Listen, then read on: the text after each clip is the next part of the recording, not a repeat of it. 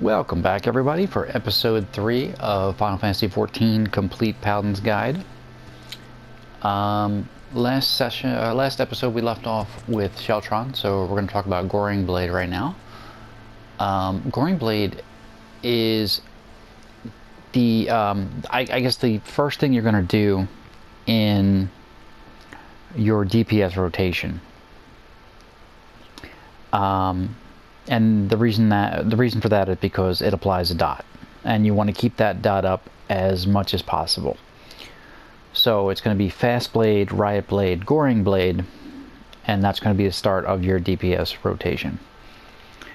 And that's it's pretty simple. That's it to that. I'll explain get in depth on the actual rotation when we get on the skills here. Next is Divine Veil. Divine Veil works very much like the Scholar's Succor ability. So basically what happens is you put up a barrier that affects all party members in a 15 yalm radius, and it prevents up to 10% of your maximum hit points in damage to them. So I have 65,000, which means it's going to prevent 6,500 damage to everybody in the party. But there's a condition to activate this ability. So you activate Divine Veil, and then you need to get healed by either a healer or you can heal yourself. And that will trigger the Divine Veil and activate it on everybody. So just bear that in mind. You can't just use this ability. You have to use this ability and then heal yourself. But it is one of two party-wide protection abilities that the Paladin has. It's very useful in a lot of situations, and you should definitely use it whenever you can. Next is Clemency. It's the Paladin's only heal spell. It has a potency of 1200, and it has the added benefit of healing you for 50% of the hit points that you've restored to another target in your party. So if you choose to heal a party member, you'll get half the amount that you healed them for. Very helpful. I can't tell you the number of times that I've saved somebody's life using this ability. It doesn't hurt to help the healers out if they need it, because in a raid when a lot of people die and you need you can really help the party get back on their feet by keeping people healed while the healers resurrect people. Okay, moving on to Royal Authority. Royal Authority is the main component of your DPS rotation. So it has a potency of 360 in the combo, and it comes after Riot Blade, so it's going to be Fast Blade, Riot Blade, Royal Authority. It has the highest attack out of all the Paladin's abilities, except for Holy Spirit. So we'll be using this a lot, and I'll get the details of the rotation as soon as we're done the skills here. Next is Intervention. It functions very much like Cover. Not quite as good, because you don't absorb 100% of the damage. It just mitigates the damage by making the target take 10% less. And it lasts 6 seconds. You can increase the damage mitigated by using this ability on a party member when you have Rampart or Sentinel active, and it will take 50% of the value of Rampart or Sentinel and apply it as well. So Sentinel, for example, reduces damage by 40%. If you were to use Sentinel and then use this on a party member, it would reduce the damage they take by 30%. But it does cost 50 Oath Gauge. Bear that in mind. So you can use it rather often if you need to. But yeah, it's pretty much just you use this just like you would use Cover. I would use this instead of Cover whenever you can, and save Cover for situations where it's a little more dire that you keep the person alive. Okay, moving on to Holy Spirit. Holy Spirit is the main component of your magic DPS rotation. So Paladins have 3 rotations. They have an aggro rotation, a physical DPS rotation, and a magic DPS rotation. Now, once you get the DPS rotation, you're not going to use the aggro rotation anymore. You don't really need to. They keep aggro just fine without it, and it does considerably less damage than the DPS rotation. So the rotations, real quick, are Fast Blade, Savage Blade, Rage of Halone. That's the aggro rotation. The DPS rotation is Fast Blade, Riot Blade, and Royal Authority.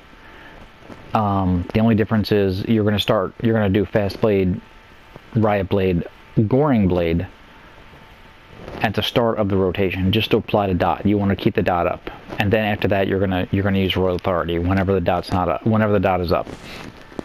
And then the magic rotation uses these 2 abilities here, Holy Spirit and Requiescat. I hope I'm saying that right. Holy Spirit is just damage, magic damage. Has 25-yard range, if that's, not that that's usually relevant, but just so you know. It does 380 potency, and most importantly, it increases your oath gauge by 20 when you're in Shield Oath. So if you remember in episode 2, I explained that there's 3 ways to increase your oath gauge, and this is the 3rd way. So jumping back to, we'll jump over to Requiescat. This delivers an attack with a potency of 350. The potency decreases as your MP decreases, so you only want to use this when your MP is at max. The additional effect also is affected by a lower MP, so again, only use this at max. The additional effect being increases the attack magic and healing magic potency by 20% if your current magic point is at 80% or higher. So your magic DPS rotation is going to be Requiescat and then Holy Spirit 5 times in a row. And then by the time you use Holy Spirit 5 times, Requiescat will have run out. And that's your magic DPS rotation. And the reason you have these two rotations, the DPS, the physical DPS and magic DPS, is because Paladins have TP and magic points, and they can rotate back and forth between the two because they can use TP to regenerate their magic, and while they're using their magic, their TP will regenerate. So they can just go back and forth using these 2 rotations. Last ability is Passage of Arms at level 70, another ultimate, and the second ability that a Paladin has to protect the entire party. It increases your block rate to 100%, and it creates a cone-shaped area behind you in which party members, if they stand there, will only take 85% of the damage inflicted. This ability lasts for 18 seconds, but you have to bear in mind that you cannot move, you can't use any other abilities, you can't do anything while you're using this ability. You just have to stand there with your shield up and keep everybody safe. But it's extremely useful. I just want to give one instance. I mean, there's numerous occasions where you can use this ability and it'll have a very noticeable effect on keeping the party healthy. But one situation that I've noticed that I want to point out that a lot of people will probably have experienced is whenever you fight dragons, a lot of them have this ability called Akman, which it just bombards the party with massive amounts of damage. And you can use this when a dragon is using Akman, and it will reduce the damage so much. So that's just one example of using Passage of Arms. You want to use this ability whenever the party is stacked up and they're going to take a lot of damage. Alright, and that covers all the abilities. So I'm going to go over the rotations real quick. Try to do them real quick. So this is the aggro rotation, Fast Blade, Savage Blade, and then Rage of Halone. Now this is your DPS rotation. Fast Blade, Riot Blade, Fight or Flight, Goring Blade, Fast Blade, Riot Blade, Royal Authority, Fast Blade, Riot Blade, Royal Authority, Fast Blade, Riot Blade, and then Goring Blade again. And you'll notice that the Fight or Flight is still active. And that's why we do it that way, because we get two full Goring Blade dots in with the damage buff. And then the magic rotation is Requiescat, and then Holy Spirit. 1, 2, 3, 4, 5. And then we can start using our DPS rotation again to get our magic points back. If you'll notice, our magic points are regenerating every time we use the Riot Blade. And that's the gist of Paladin's rotations. Alright, and